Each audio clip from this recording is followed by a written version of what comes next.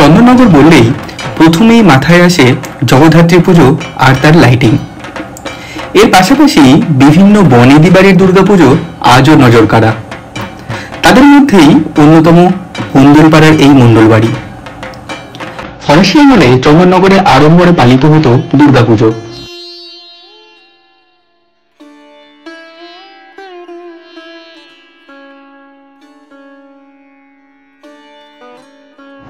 তৎকালীন সময়ে কিছু জমিদার ও ব্যবসায়ীদের বাড়িতে ধুমধাম করে দুর্গোৎসব পালন করা হতো, আর সেই পুজোয় অংশীদার হতেন ফরাসিরাও। 1824 সাল থেকে গোন্দলপাড়ার এই মণ্ডল বাড়িতেও সেই পুজো আজও ঐতিহ্য বহন করে চলেছে।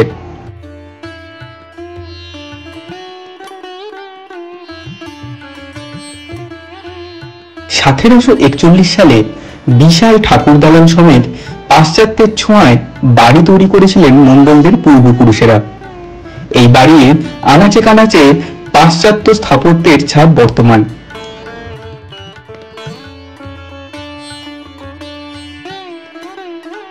শোনা যায় ব্যবসার জন্য জলপথে চন্দননগরের গঙ্গার ধারে বসবাস শুরু করেন তাদেরই পূর্বপুরুষেরা। নুনের ব্যবসা ও জাহাজের মাধ্যমে ব্যবসার সঙ্গে যুক্ত ছিলেন মণ্ডল বাড়ির পূর্বপুরুষেরা। 1824 খ্রিস্টাব্দে প্রাকৃতিক বিপর্যয়ে তাদের জাহাজডুবি হয়। সেই সময় পরিবারের এক সদস্য স্বপ্নাদেশ পান বাড়িতে দুর্গাপুজো করার, আর সেই দিন থেকেই আজও এই পুজো ঐতিহ্য বহন করে চলেছে একইভাবে।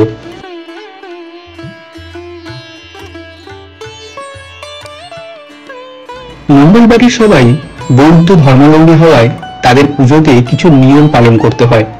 যেমন মন্দিরের চারপাশে 5 ধরনের ফল ঝুলিয়ে রাখা হয়, যাতে অশরীরী আত্মারা কলাবউ বা পুজো প্রসাদে দৃষ্টি না দেয়।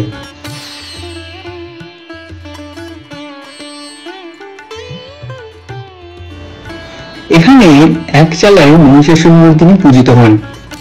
সিংহবাহিনী মা দুর্গা তার 4 ছেলে মেয়ে নিয়ে অধিষ্ঠিতা এখানে। এখানে অসুরের গায়ের রং সবুজ।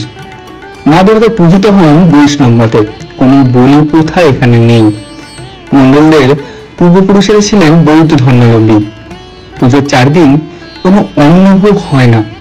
চালের নৈবেদ্য ও ফল দিয়েই পুজোর আয়োজন করা হয় এখানে।